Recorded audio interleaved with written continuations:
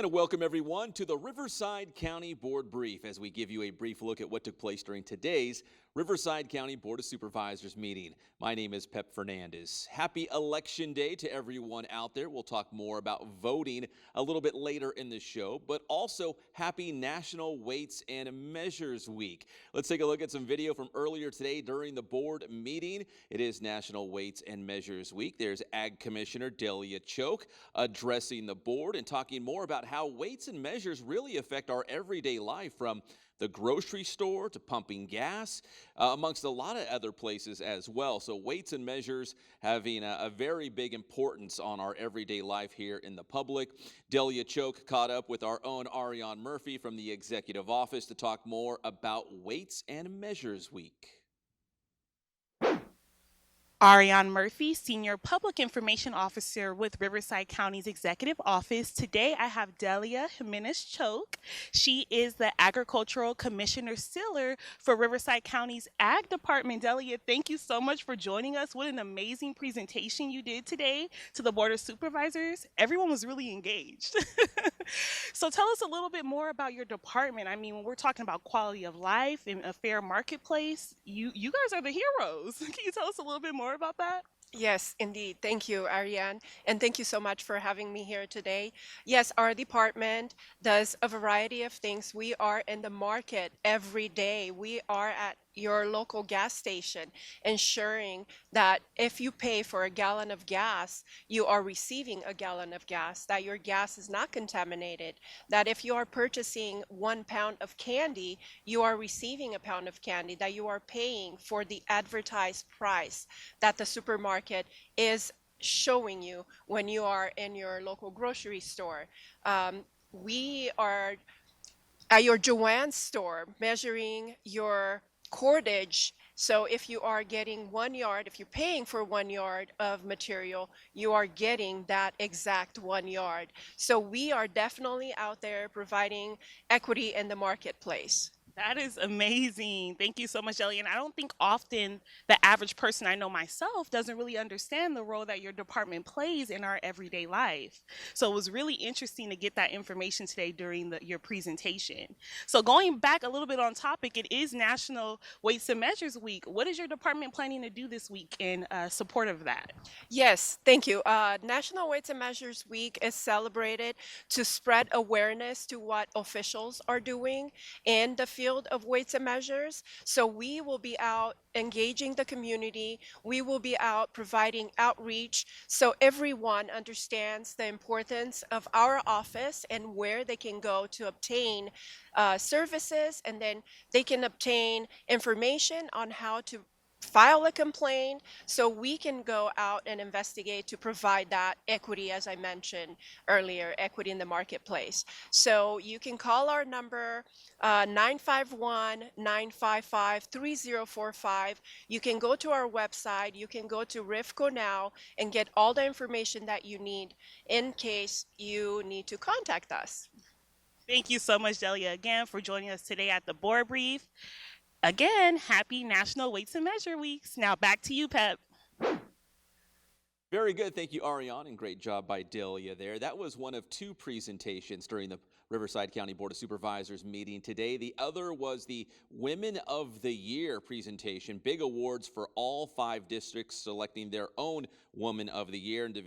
In District 1, it was Sterling Sims, more than 18 years with housing and workforce experience. D2 is Michelle Sheen. She works with youth and promoting Chinese culture. District 3, Raven Hilden, the founder and CEO of MilVet. That's a nonprofit group supporting deployed troops, veterans, and their families. District 4, Janet Pye, Mayor Pro Tem of Desert Hot Springs, and she's on a lot of committees, including those dealing with homelessness. And in D5, Cindy Lemke, the director of the San Jacinto Hemet Chamber of Commerce. So 5 women, all very decorated, a lot of accolades and a lot of titles as well, because they're all involved in a lot of different things. We had a chance to hear from Cindy Lemke from District 5 as she thanked Supervisor Gutierrez for this prestigious honor. You know, it's so funny. all I want to say is I'm not worthy, especially hearing the stories and everything and knowing how wonderful you all are. And we have some amazing leadership in Riverside County, and I'm just honored to be a part of it. And Jacob, great job in connecting me. Supervisor, you're amazing in what you're doing, and you are the inspiration of inclusion for District 5, and it's an easy partnership to serve you and to work with you. And I think all the leadership, you have all been amazing for this county and the strives that have been achieved. So I'm just honored to be a part of it. Thank you. All right, congratulations to Cindy, and all of the winners are Women of the Year here in Riverside County.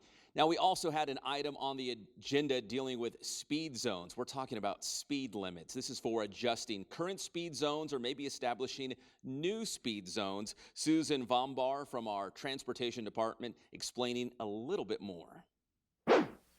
And joining us here on the Riverside County Board Brief from TLMA, we have Susan Vombar. And Susan, today there was an item on the agenda regarding speed zones. First off, what are speed zones? Speed zones are set based on vehicle code requirements that tell us how we are able to set a speed limit on a street that's not the prima facie speed limit, which is the default speed limit in the vehicle code. So there's always a speed limit, but when we want to lower speed limits, we go ahead and perform an engineering and traffic survey to establish a lower speed limit.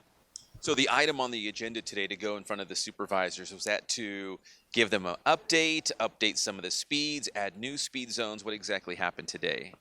Today we took updates to existing speed zones, and that's required every 7 years or so, depending on conditions.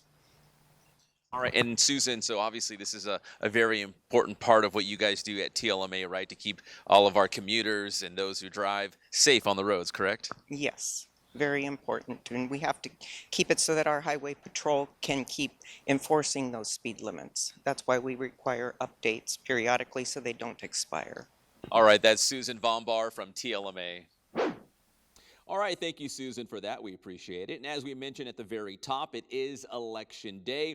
Let's take a look at some file video. This is the last time we had an election here in Riverside County. This is the Registrar of Voters in Moreno Valley, where the ballots are tabulated. In fact, tonight's scene will probably look very similar to what you're seeing now, and we will have live coverage later tonight on RivCo Now. You can check us out on Facebook of the whole process, the whole voting process, and how the ballots arrive here in Riverside County and how they are counted. So make sure you check that out.